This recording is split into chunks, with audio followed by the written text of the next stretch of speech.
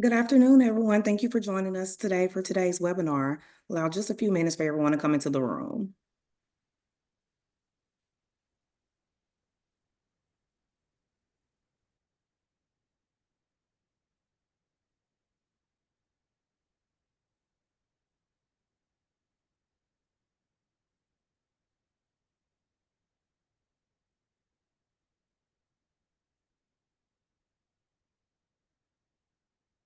All right, we'll go ahead and get started. Again, thank you for joining us today. My name is Angela Taylor Gray, and I'm the Program Manager for Relationship Management with Networks at MSD. Thank you for joining us for today's webinar, which is Pilot Programs in Action on Leveraging Technology for MSD Prevention. And we have our presenters, Shane Bates, Ryan Anderson, and Lisa Williamson today. Just real quick, want to make everyone aware of some upcoming webinars.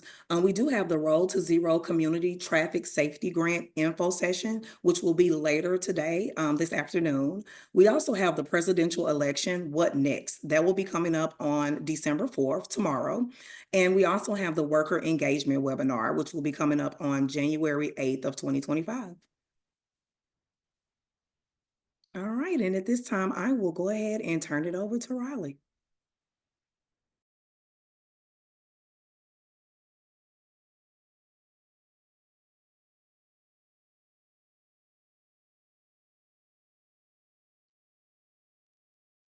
All right, thanks again so much for joining us today. Welcome to the town hall. So pilot programs in action, leveraging technology for MSD prevention. And for those of you that I haven't met, I'm Dr. Paige DeBelo, the research manager for the National Safety Council's MSD Solutions Lab. So thank you all for taking the time to join us today. We have a great speaker lineup this afternoon, as well as some exciting program updates to share with you all.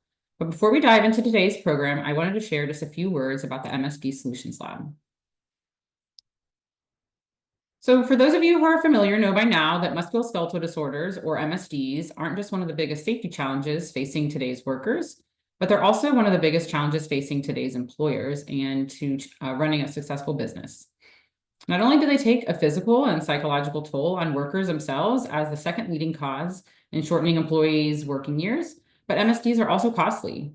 Each year, private businesses in the US lose nearly $18 billion in lost wages and medical expenses due to these injuries, according to the 2024 Liberty Mutual Workplace Safety Index. And it's for these reasons that NSC, with funding and support from Amazon, has been so focused on addressing this widespread safety challenge these past couple of years. And so our mission at the lab is simple: to eliminate MSDs from workplaces worldwide so workers can spend more time doing the things that they love with the people that they love. And we're already making tremendous progress by engaging key stakeholders, conducting research, identifying new technologies, innovating solutions, and scaling the results so that all workplaces can benefit. In fact, through our hallmark MSD Pledge program, over 215 of the world's leading organizations, representing almost 3 million employees, have joined us on this journey to transform workplace safety. If your organization is not yet a member of the MSD Pledge community, we encourage you to join us. Becoming an MSD Pledge member gets you access to lots of ways to engage with the lab and also better your ergonomics and MSD prevention efforts. So you have exclusive access to a variety of things, such as the pilot grants, which we'll be hearing more about in today's town hall. And these grants are provided on an annual cycle that match MSD Pledge members with technology solutions providers so that Pledge members can pilot emerging technologies to mitigate MSD risks in their workplaces. You also get access to the MSD Solutions Index, which is an annual survey that assesses the maturity of an organization's MSD prevention initiatives, focused on evaluating your risk reduction efforts, your safety cultures, and the levels of innovation and collaboration within your organization. Organizations who take the index also receive an individualized report highlighting areas of successes and areas for improvement. And for organizations who take the index year over year, you get to see your trends and growth captured in that individual report as well. MSD pledgees are also invited to attend benchmarking events, which we host quarterly, that bring together different safety professionals from the MSD Pledge community and other NSC members to discuss prominent topics in MSD prevention.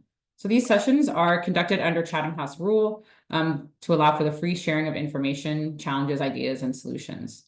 And lastly, pledgees are exclusively offered at Ask the Experts office hours, which are monthly informal meetings for all MSD Pledge members to attend to ask questions of the team. Pledge members are encouraged to ask questions specific to their MSD prevention challenges, review resources, or ask questions regarding the MSD Solutions Index results. So if you're not already a pledgee, Please take a moment to check out the link in the chat to learn more about the MSD Pledge and make your commitment today. And now I'd like to switch gears to discuss the rest of today's agenda. So first, I'll give just a bit of a background on the MSD Solutions Lab grant programs, and then we'll save the bulk of our time to hear from our speakers today, who will be sharing about their experiences with the lab's pilot grant program. After they walk us through their projects and findings, we saved a bit of time to let you all have the opportunity to ask our speakers questions, and then we'll just wrap up with some closing thoughts and a special announcement from the lab. And as a quick disclaimer, this work was supported by Amazon, but the contents and results from the projects that we'll hear about today reflect the author's contributions and are solely their responsibility and do not necessarily represent the views of Amazon or the official position of the National Safety Council. So jumping us into just a brief overview of the grants program. So the goal of the grant program and the requirements to be involved. So the goal of the pilot grant programs within the MSD Solutions Lab is to provide organizations the opportunity, to prevent MSDs by matching them with innovative technology providers to trial emerging technologies in real-life applications. And oftentimes we see that this allows organizations the opportunity to implement or trial such technology who may not have otherwise had the resources necessary to do so.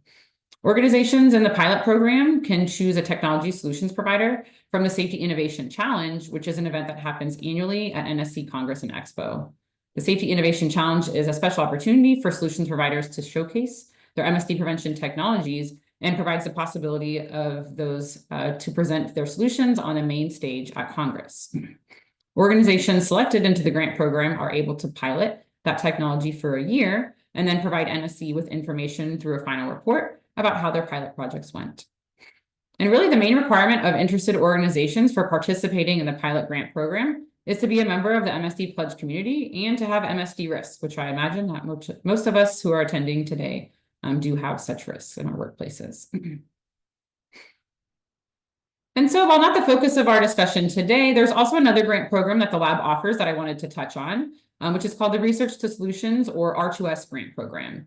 This is designed to help develop, evaluate, and disseminate effective solutions for MSDs and focuses on occupational injury risk reduction. These grants are intended to be a collaboration or at least to inspire collaboration between academic institutions and organizations to uncover promising and transferable solutions to mitigate risks across different industries. And so these grants are much more academic in nature and aims to fund researchers in several different focus areas that we can see here on the screen, such as emerging technologies for risk assessment and mitigation, legacy MSD high-risk jobs or tasks, MSD management systems, or total worker well-being. So these are a bit different from the pilot grants, given that they are mainly applied to by research institutions or universities, but I did want to highlight these as another option to engage with us through the grant programs. But okay, now I want to hand it over to some of our 2023-2024 pilot grant recipients to share their findings from their grant projects. And so like I mentioned, we should have some time at the end for questions for our speakers. So be thinking of those as our speakers are presenting to us this afternoon. And so first, I would like to introduce Lisa Williamson with Burlington Hydro.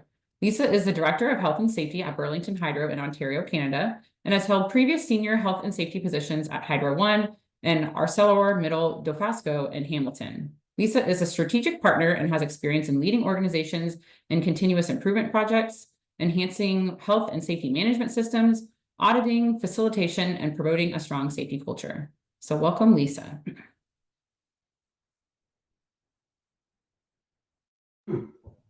Sorry, thank you very much. Happy to be here. And so as Paige mentioned, I'm going to be reviewing how we went through our grant during the year that we were able to receive that. So I guess I'm not moving the slides forward. I thought I was going to, so thank you. So I guess you'll let you know when I'm done. So just a first disclosure, obviously I work at Burlington Hydro. I'll talk a little bit about that when we get to through the Tamiki slides, but these slides were provided to me by Tamiki Ergonomics. So full disclosure, I don't work for them, and so I'm talking to their slides, and I would encourage you, if you're interested in their application, that you reach out to them directly, because obviously they have more information than I do. But Tamiki basically is an ergonomics simplified. It's and it's safety amplified. So It is a computer vision joint tracking system that allows you to do ergonomic risk assessments without having that ergonomic resource in your company, which is our example. So next slide, please. So Tamiki empowers you to assess the risk, reduce the injuries, and increase productivity. So again, it's a computer vision joint tracking tool with really good analytics tools, and that's where the power comes from it. You take camera, anybody can take pictures or videos of the tasks in hand, and then it assesses them for you at the most simplest terms of what the Tamiki tool does for you. Next slide, please. So the solution comes in two forms. There's the application on your phone where you can see right there in the picture. It shows you what you get as a result, but also the phone is used to actually take the videos. And as I mentioned, anybody can take those videos, send them to who's collecting them. In our case, it was the health and safety department. And then we were able to upload them and then use them. And then the risk suite you see on the other side is basically the desktop version, and it is the what you get after. Basically, it's the complement of what you took from the video and then the results depending on what tool you used to have that task evaluated. Next slide. So how it works, as I mentioned, it's a risk analysis where you take a video, as you can see in the pictures, and I'll show you some live videos in a few slides, but it shows the body mechanics on how people are working, and then it gives you a risk ranking from high, medium, or low, and then more importantly, some solutions for what you can do for those specific tasks. So as it says there, that risk analysis provides you a summary of the using the standard medical techniques that you would do for an ergonomic assessment. Risky postures are highlighted in the video, and you see that by the little green and red actions within the stick figure, if you will, of the person that's being assessed in the video. And then it gives you a risk score and a ranking for each body part, and then also gives you joint angles for deeper analysis. And then where it can help, it's really this just like any good health and safety management system, plan, do, check, act, CDA model is you do the screening. So it's where you're focusing on that. And again, the big thing here is when you have limited resources, when you measure that risk. So you do an automatic assessment and reports come out of that. And out of that, more importantly, come the examining the solutions. So the recommendations that come out of the tool, because there's so much information built into that tool on what you can do to correct the risky behavior or posture. And then it also, when you implement those solutions, it can really help with training as well, which is one of the bigger pieces that we're going to use it for. So you can build them into some of your training modules and into tools that people use in the field for tasks or procedures, where you can actually see them and see the risky postures within that task. And then, of course, over time, you can go back and reevaluate to see the effect of the changes and how it had improved your health and safety performance. So that's the Tamiki tool in a nutshell, I guess, if you will. And again, I'll encourage you to reach out to them if you have any interest in the tool, and they can explain it much better than I did. So a little bit about us, as mentioned already, I'm from Burlington Hydro, which is in Burlington, Ontario, Canada. If you wanted to find us on a map, we're probably in between, on the tip of Lake Ontario, in between Buffalo and Toronto, if you wanted to give a geographical location of where we are. So we're a local distribution company, or we like to refer our acronym as an LDC here in Ontario. And we service about 188 square kilometers. And I did check the miles last time, but I forgot since I did this presentation last. And we service approximately 68,000 residential and commercial customers in the city of Burlington. So we have a main office building and garage, shop, and yard. So we really only have one location.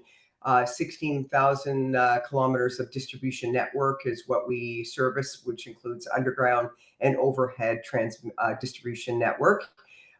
We have overhead power lines. We have underground power lines. We have 15,000 poles that are either in some state of either needing to be repaired or need to be replaced as our infrastructure ages. And then we have overhead transformers, currently sit at 103 employees. And that includes our trades, which is about 50% of our workforce, and then our office staff. And they are both unionized in different ways, with the trades union and the office union, and then of course our leadership team. So a little bit about us. So when we look at our existing ergonomic program and being part of the solutions lab, which we've been a long time part of, when we looked at some of the things that we could do just initially, we of course had a program to reduce the risk of MDF, musculoskeletal disorders, which we had ergonomic risks identified in our health and safety policy. And I say we do have it, but that was one of the things we learned when joining the solutions lab, is we didn't really have it pulled out exactly in our health and safety policy. So that was one of the changes that we did make in 2023. And ergonomic and MSD prevention program was already part of our health, safety, environment management system.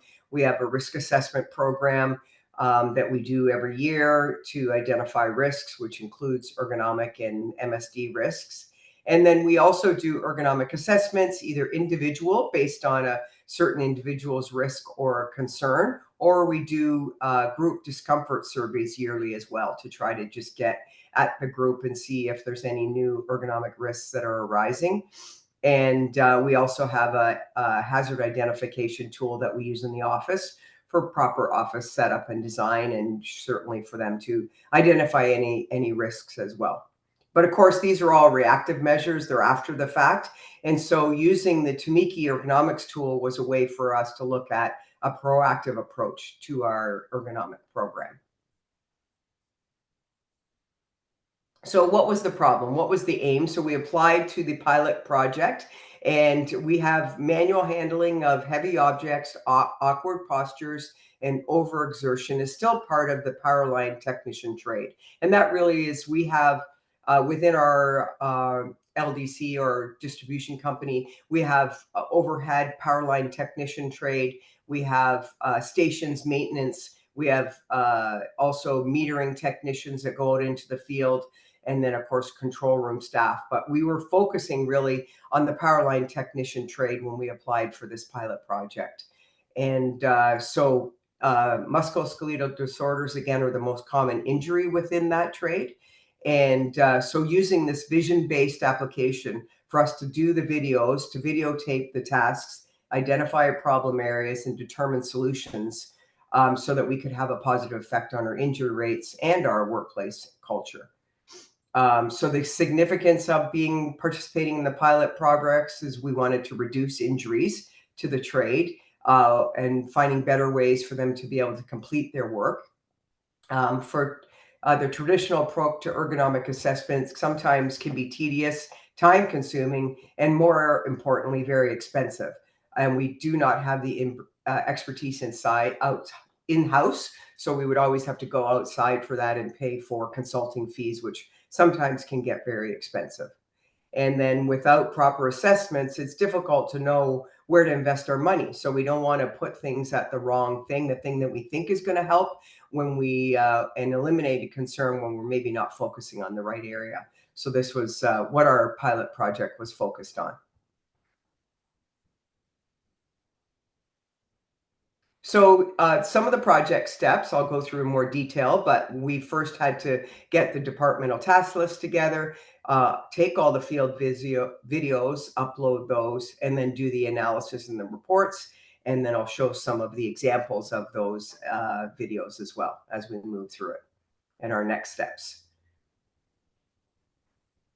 So first thing what we did was, and I showed the example here, this is the power line technician trade of creating departmental task lists. We did go ahead and make task lists for all the other trades that I mentioned as well, who do work out in the field. There's a picture of a power line technician in a bucket that's going up to work on a transformer at the top of a pole. So again, you can see that was what we did. We used safe work procedures. we used our risk analysis and hazard assessments to try to gain that list of departmental tasks.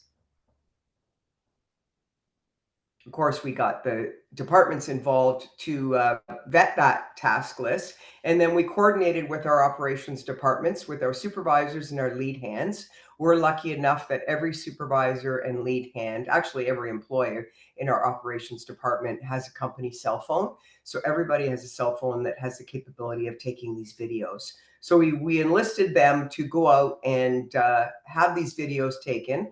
And it was voluntary for employees to participate. As you can imagine, there was a little bit of resistance at first, even when I would go out in the field, or any of someone from the health and safety department. They were like, no, don't pick me.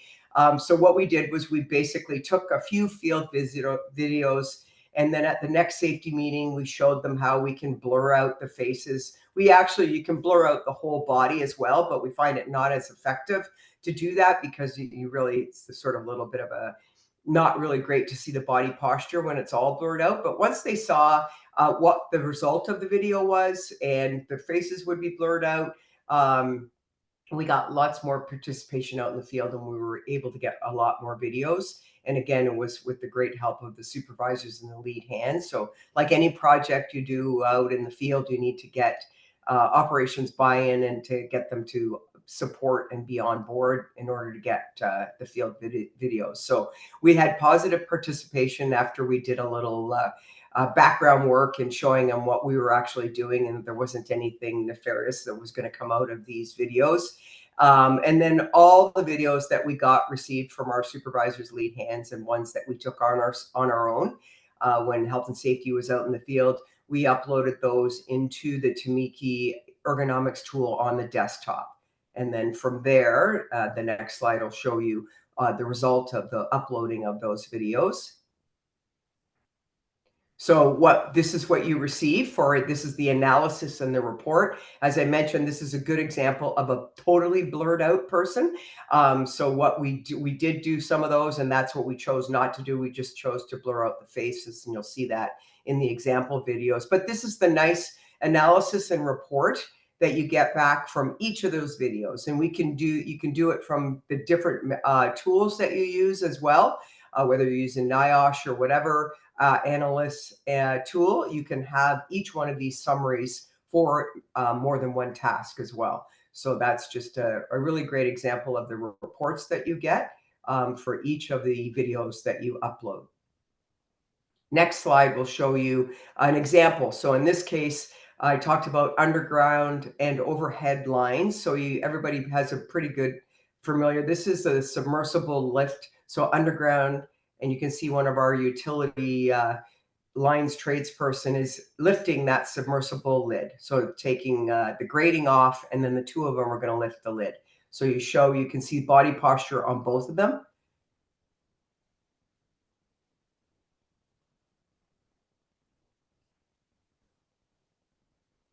Now it's showing pretty good there, but it's interestingly enough, the body posture, as I referenced, the little stick person in green and red and orange, based on the task at risk. So here, this actually came out as a high, and saying that basically the upper arms is probably the most risk with this task, because they can use proper body posture with bending and lifting with the knees and all that, but it's where lifting this heavy lid using their arms is probably the most risk. So in our case, there's not a lot of change that you can do to the submersible lid.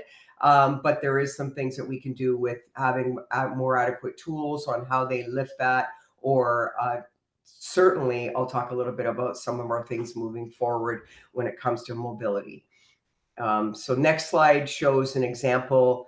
I think, there we go. This example is of propane storage. So again, another task using propane in the field, but this is in our yard, where they have to either get a propane tank or return a propane tank to a propane storage area.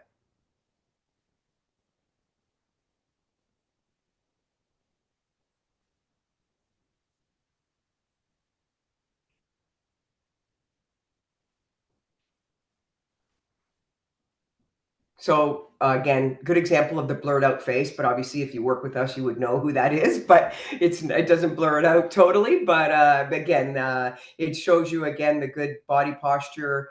Again, things like this where you can't change the weight of a propane tank. You could possibly change the storage. You saw some higher shelving there that would show probably a different level of risk if you had to lift that heavy propane tank up to a higher shelf. So in this case, the task at the shelf level that was shown there, it came out at medium again. So looking at some things that we can change with that and the overview, but this is just giving you an overview of the example and the steps that you get from the summary. And then lastly, I'll just talk about some of the things that we're doing with next steps. So our grant is complete. We no longer have the use of the Tumiki tool, but we do have all the videos. And what we're going to do is use those. First off, we've induced a mobility program. So we did enlist the help of a sports doctor, sports medicine doctor, and a chiropractor to build us a mobility program, which basically is a stretching program. So we have that. We've come in and done quite a few training programs with Dr. Patrick, and we've also had them come in and do videos. We have those available on, again, I mentioned that all our employees have phones. So we have a health, safety, environment managed system app that they also use, which allows us to post those stretching videos on there. And we also have posters around the shop. Again, so it's really around getting into that, some people call it industrial athlete, but getting people ready to do the work that they need to do. Because within our trade, within an electrical utility, there's not a whole lot that we can do to change the way that a pole is structured or getting up to that pole, or in the case of a submersible underground line. But what we can do to make people be better prepared for that. So we also are taking the videos that we've taken and we're reviewing them at safety meetings, highlighting the awkward postures. So again, it's really around knowledge. So people understand that when I do this, this is where the risk, and they can actually see where that risk is shown on their body, and then discuss how the task could be done differently, and then look at other suggestions for tools or equipment. The best people to give us those suggestions are the people that do the work in the field. And then we try to adopt those suggestions and put them into practice in the field. And then one thing I mentioned already, our health, safety, environment managed system application that we use. We do have an action tracking tool. So we capture all actions from any source of health, safety, and environment concerns, whether it's joint health and safety, these assessments, safety meetings. They all go into our action tracking tool, and they are all visible to our entire organization. And we actually use that as a leading indicator on the closure rate for our action tracking, which again is not really a part of this assessment, but always very important to mention. When you say that you're going to do things, that's probably the biggest thing that people don't like about health and safety is I bring a concern forward and I never know what the resolution is. And this tracking tool allows us to make sure that we're, again, closing the loop with transparency for all our employees. So that's my last slide. All right. Thank you so much, Lisa, for walking us through that really deep dive of you guys utilizing the Tumeki product at Burlington Hydro. I really appreciate those insights, and I see that we already have some Q&A rolling in, so it seems like we'll have a lot to talk about here after we hear from our next pilot group. So now I would like to introduce our next speakers, Ryan Anderson and Shane Bates. So Ryan Anderson is the Risk Management Technology Programs Manager at Amerisure Insurance, a leader in P&C insurance for construction, manufacturing, and healthcare companies. Ryan has more than 19 years of experience as a safety and insurance professional. And in his current role, he's responsible for identifying, vetting, and implementing technology-based safety solutions that create a competitive advantage for companies by mitigating risk, reducing losses, and improving efficiency. This role has exposed him to numerous innovative solutions which address many of the problems management teams face every day. Ryan is a graduate from Virginia Military Institute and earned his Master's of Business Administration from Old Dominion University. And he is also a certified risk manager and certified safety professional. And he's currently in Virginia Beach, Virginia. And next we have joining him is Shane Bates. So Shane is currently the Regional Operations and Safety Manager for Beverage South, covering locations across the Georgia and South Carolina markets. With over 20 years of hands-on operations experience in the beverage distribution business, this has led to ensuring safety and compliance across many different networks.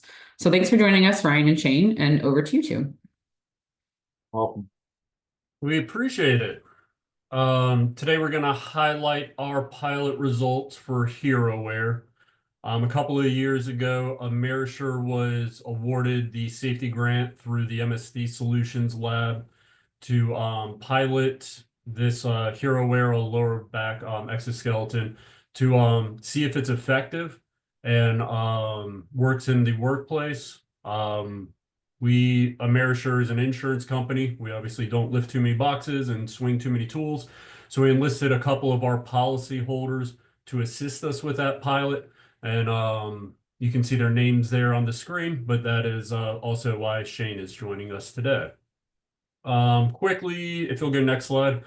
For those of you who don't know what HeroWare is, a passive soft exoskeleton, referred to as an exosuit, which provides the user's lower back assistance during lifting and bending movements.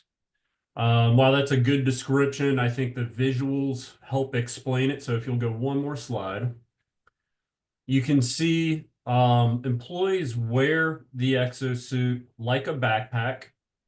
It has leg straps, and then the backpack is connected to those leg straps by thick rubber straps, rubber bands. The suit can be turned on and off, but when it is on, as they bend down, whether they're using good form and bending at the knees or they're doing it improperly, bending at the waist, that band is going to stretch across the butt and it gives them some support and it actually pops them back up. So it is actually acting like a second set of back muscles, providing them some support and resistance to aid that lower back. Next slide. The two companies that we had partnered with to pilot this were AutoWares and Beverage South. And Shane, I'll let you kick off, describe Beverage South, and then I'll come back on and Thank you, Ron. I appreciate it. Yeah, so Beverage South is a J&L Ventures company. We have 8 companies across Georgia, 1 in South Carolina. We hover right around the 740 employee mark, while distributing over 19 million case equivalents of beer, soda, and energy drinks throughout our network. And then AutoWares is a auto parts distributor throughout the Midwest. They have a couple of different brands that if you're from that area, you'd probably recognize. But they have 2,400 employees, and that's actually grown. 230 retail stores at the time these slides were put together, and 8 distribution centers. And we worked with a distribution center in the Chicagoland area. If you'll hit next slide. As we were vetting a lot of different companies to see who we wanted to partner with, we wanted to make sure that there was a lower back exposure. We weren't trying to solve a problem that wasn't there. So we actually utilized Tamiki. Lisa did a great job explaining that, so I'm not going to dive too much into how it works. But we did use Tamiki on the front end to verify the lower back exposure and risk to these employees. And you can see that the assessments of those employees came back as a very high risk to the lower back and a high risk to the lower back. So we felt like these were great partners, great candidates to look at as we tried to determine HeroWare's effectiveness at preventing lower back injuries. Next slide.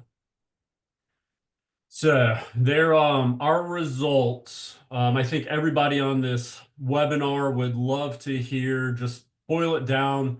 Does HeroWare reduce lower back injuries? They have some really compelling case studies out there that had more data points. Unfortunately, our case study didn't have quite enough data points to statistically verify if it reduces the lower back injuries. I can say there were no lower back injuries during the 100 days of pilot at either company.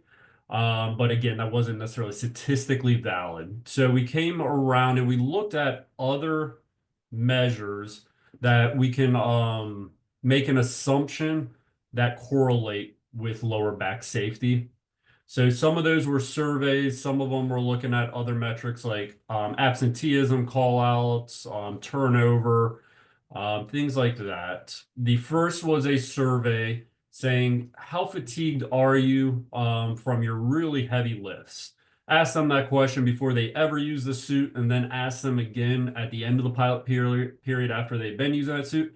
And there was a significant reduction there in the amount of reported fatigue during those really heavy lifts. Next slide. Again, when you ask the users, your lower back, does it hurt? What's the discomfort? A lot of these guys are just dead tired at the end of the week after pulling cases or pulling boxes all week. Again, there was a very positive and significant reduction in the reported lower back discomfort. So that, I mean, so far, man, this is gangbusters, fantastic. You keep going. One more slide. Productivity. So even though our goal was not to increase productivity with the exosuits, we did look at that to see if they were moving quicker, if it was slowing them down. We wanted to know if there were any externalities that weren't expected. And we saw almost a 15% improvement in productivity from the users that were using at AutoWares. However, you can see a drop in productivity over at Beverage South. And then the last one here, employee adoption. So obviously no safety solution is effective unless if it's being implemented and utilized. At the end of the survey, there is a set of questions asking, do you you're going to continue using this product? Do you agree or disagree? If they strongly agreed, it went up. So 83% of AutoWare said, absolutely, I'm going to continue using this on a voluntary basis. If they just said, yeah, I agree, I'm neutral, or I disagree, we really didn't fluctuate that. But 33% said, I strongly disagree. I don't want to keep using this at Beverage South. So there was a real strong mixed bag here.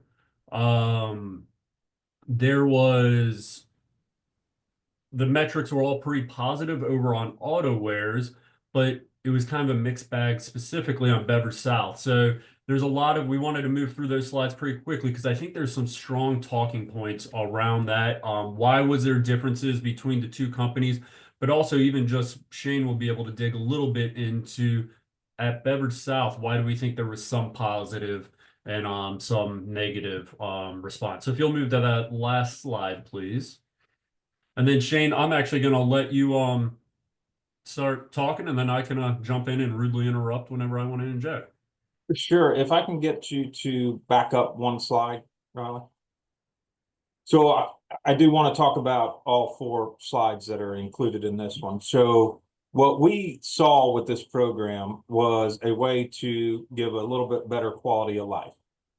As Ryan stated, the data points were kind of far and few between for us on the injury side, and knock on wood, we've been very successful with limited injuries on that phase of it. So that's where we saw this would help our employees, because what we did know is that Monday they come in, we are jam up, and Friday everybody's leaving like a whooped puppy dog.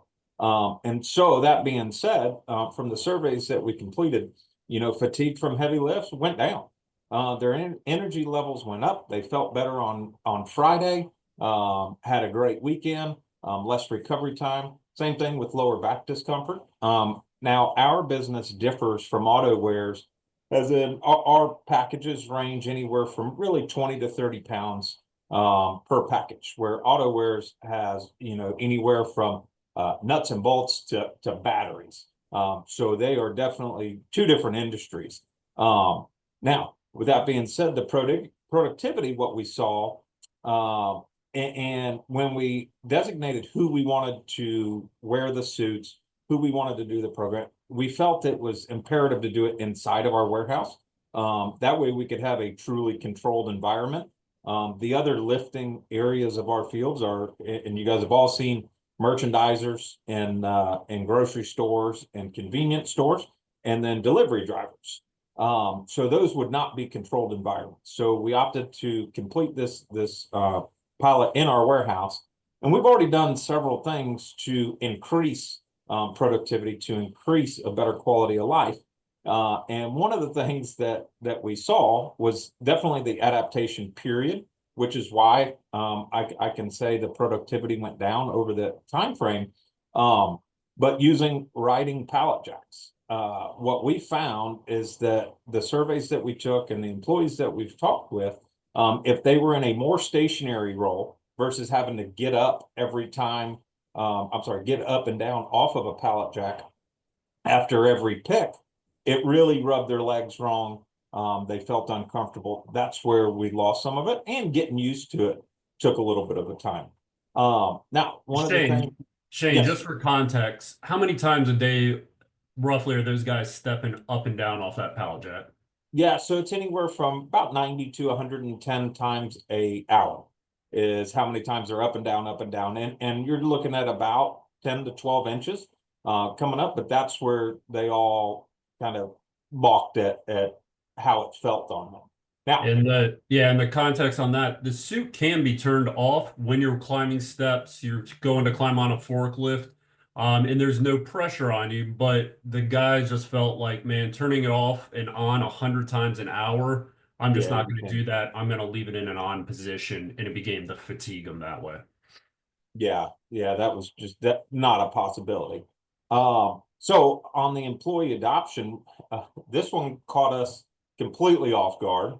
And what we saw is generally, everybody knows the phrase "old dogs, can't learn new tricks." So we really thought it was going to be our younger generation of order selectors that really wanted this. It was the complete opposite. We talked about this in Orlando, but we sat in a room and Ryan was there, and some Hero Wear professionals. It got very intense and very heated from the older guys in the room, going at the younger guys saying, guys, you do not know what you're doing to your body right now. You do not know how it's going to affect you 5, 10, 15, 20 years down the road like we do. You guys need to get on board and you need this help. So it was very odd to go at this and see the complete flip of results that we were expecting. If you'll flip one slide, really the key things that we identified in our case study was Hero Wear worked. AutoWares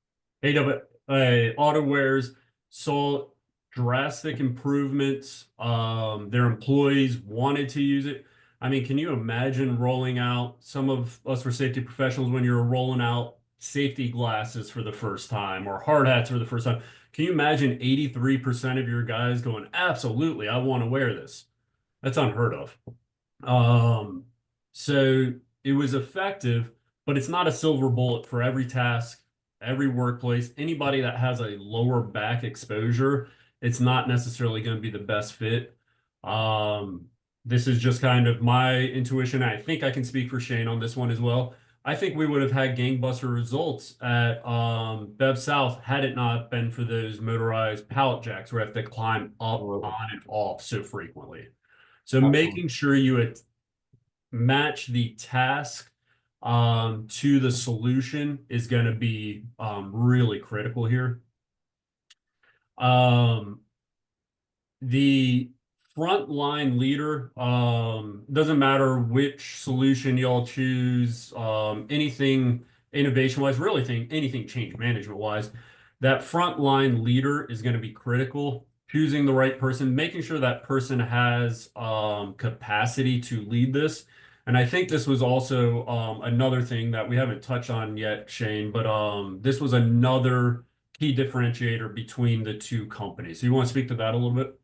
Yeah, so we had a couple of employees that we keyed to be our champion and our project manager.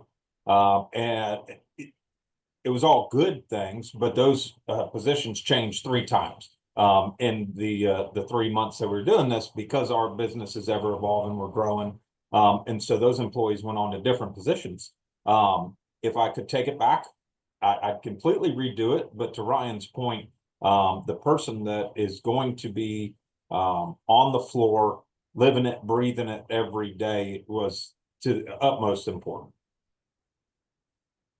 And then kind of that last point down there, whenever we pilot any solution, we work with any company to try something out, or even just it's past pilot stage and we want them to utilize it. It seems like everybody underestimates the employee adoption curve that's going to take, and this was really highlighted here. Bev South, they had a high adoption rate, and then as the leadership turned over and the guys were stepping onto those on and off the pallet jacks, they were wearing the suits less and less. Whereas AWI stayed consistent. They had a frontline leader that if they saw a guy who tried starting the day without wearing the suit, walk over and just nudge them and say, hey, where's your suit? Go grab it real quick. And always had a consistency there. But it does take some hand holding. I can't think of any solution that you're going to roll out that's not going to take some capacity away from your frontline leader as you stand up the program and you start piloting it. You have anything to add there, Shane? No, the only thing I'll say is again, back to the data points. Over the 3 months that we did monitor and measure, at the end of it, really wish we had more. So we're doing the program again in a different location. And we'll see where we go there, but we have high expectations for it. So. That's it.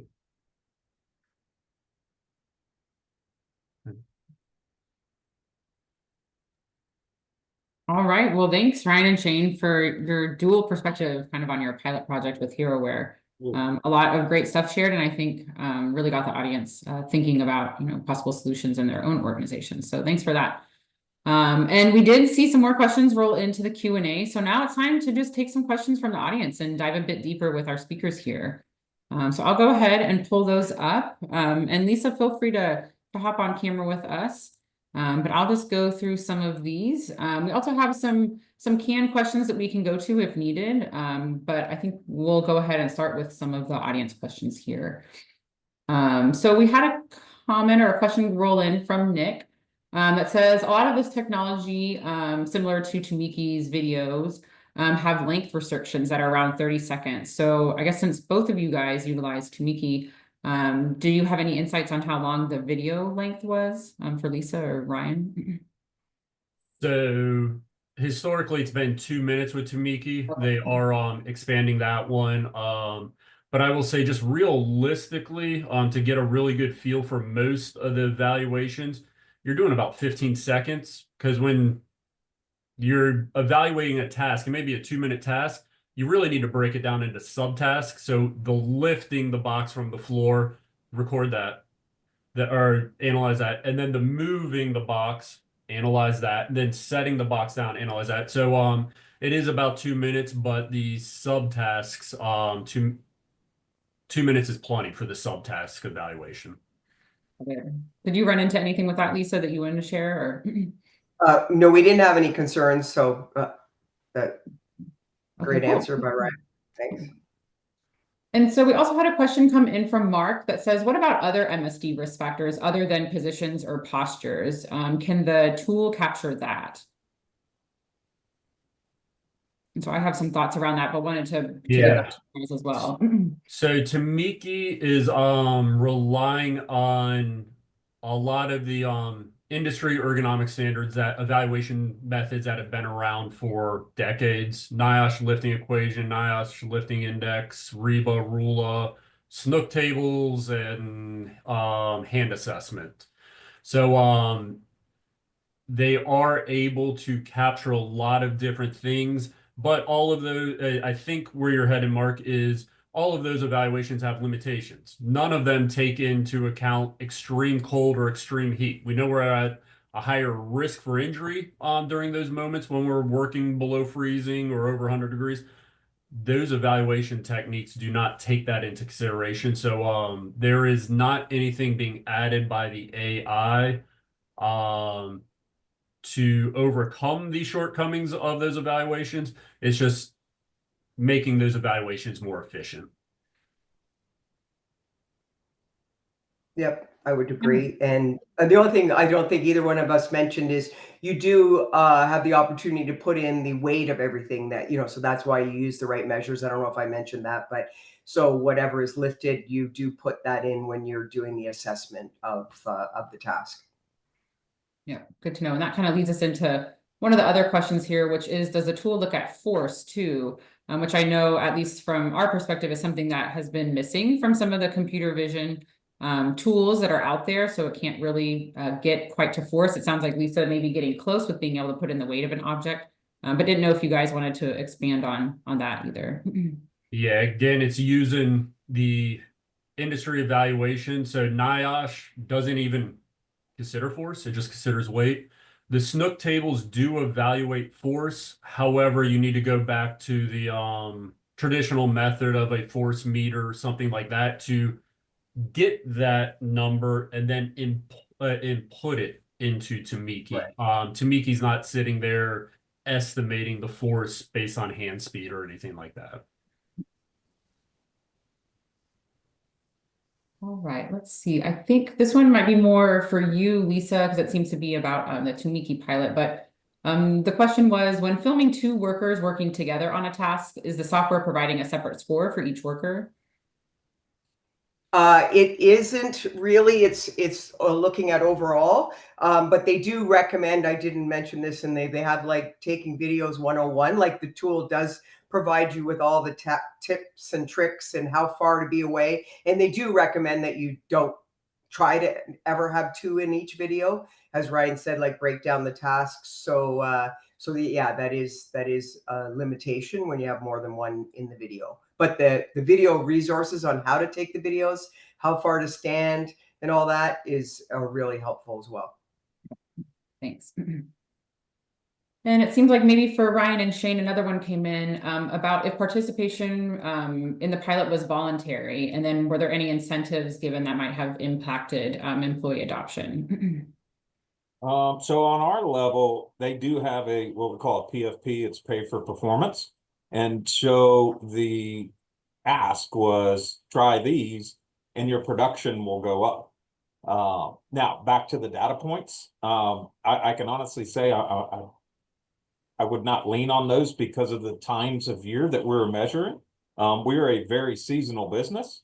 And so we measured our winter time almost coming out of winter time against the end of the year, which is typically a lot stronger for us. So, we did some things on the side, but trying to get that PFP at a higher level was where we went with that. And which is basically the more they pick per hour, the more they make per hour.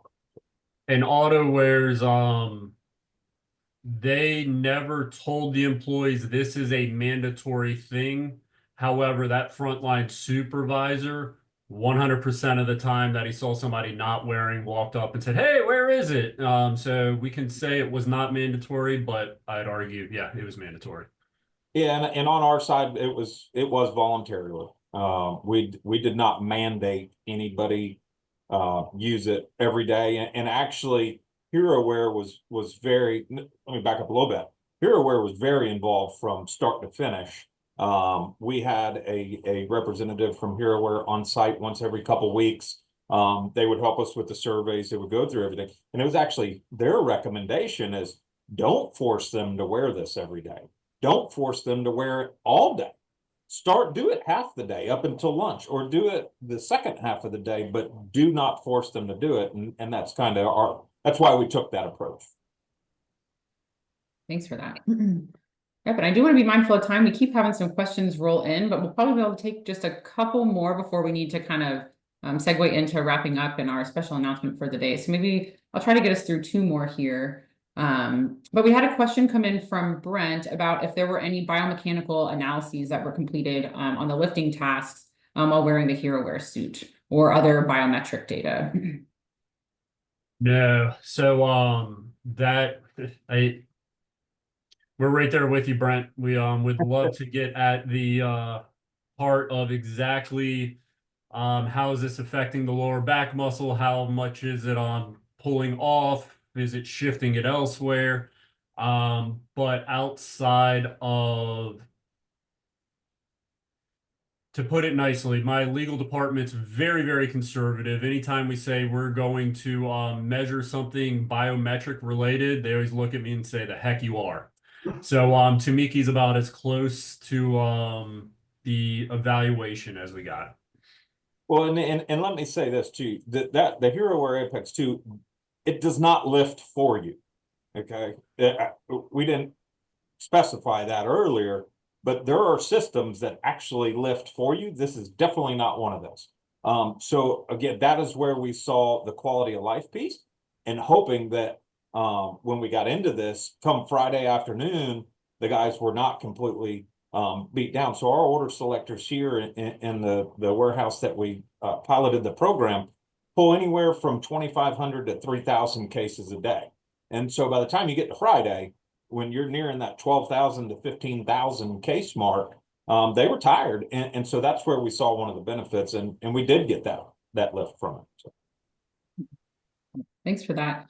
And so I'll just do one more question for you, Lisa, and then we can switch back over to wrapping up here. But we had someone who was curious if you ever completed like a pen and paper kind of evaluation at the same time as a Tumiki assessment was coming in, to do some kind of compare and contrast between what you would have been assessing yourself and then what the technology was capturing. No, we didn't, mostly because I don't have the expertise to be able to do that. So no, we didn't do that. Yeah. Okay. Just curious. I think that's a great, perk of getting to utilize the technology for sure, is that it lightens that load a bit. Yeah. Well, all right. Thanks for that, you guys. There's a lot more questions in the chat. And so we'll do our best. These questions will be retained for us on the back end of this town hall. And so we'll do our best to get back to everyone who added a question in the chat. Even if we're not able to do it live, obviously right now, we'll be able to shoot you guys some emails and get you some answers. But Riley, if you want to go ahead and share screen. Yep. So just to kind of wrap us up here, I just wanted to share kind of what's next for these grant recipients. So we will be collapsing all of the findings from our grantees into comprehensive reports that highlight each grant project through case studies, so much like we heard today. And we plan to have that report released in the beginning of next summer. So I saw a lot of questions roll in that folks are interested in kind of learning more about this or sharing this session with others. And so that report will also probably be a nice place to get some of this information. And also we are launching our 2025-2026 grant programs. And so as a reminder, like we mentioned, we have 2 grant programs, the pilot grant programs, like we heard about today, as well as the Research to Solutions grant program, which is more designed for engagement from academic institutions. And so in 2025-2026, pilot grants can receive up to $20,000 per project, and R2S grant recipients can receive up to $50,000 per project, for a total of $300,000 available for grants in 2025-2026. And so a special announcement that the grant program applications are live as of today. And so those links just got dropped in the chat for you all. So we invite anyone interested in the grant programs to browse over those applications more and make plans to apply. And of course, if you have any questions about the requirements or the application process, please do reach out to our team. We're always here to help. And so we're excited for a few more upcoming events for the lab as well. So in the next few weeks, we'll be publishing our 2nd annual MSD Solutions Index Community Report, which highlights findings from the 2023-2024 index. We're working on those grant findings reports. And then also just wanted to mention that we are busy planning for the Future of EHS event in February in St. Louis, Missouri. And so you can join us for 3 days of networking and educational sessions that will highlight the latest in safety innovation and EHS best practices. And so registration for that event is now live, and we hope to see you there. And so it's through our collective effort that will be one step closer to achieving our vision of a world where workplaces are free from MSDs and workers can live their fullest lives. And to those that have already signed the pledge, we thank you for joining us on this journey to transform workplace safety. And we are proud to continue that work together. And your input really helps us to improve. So we hope that you'll take a moment to respond to a few survey questions about this event and provide some topic suggestions for future resources or events. And so hopefully that will be able to launch now.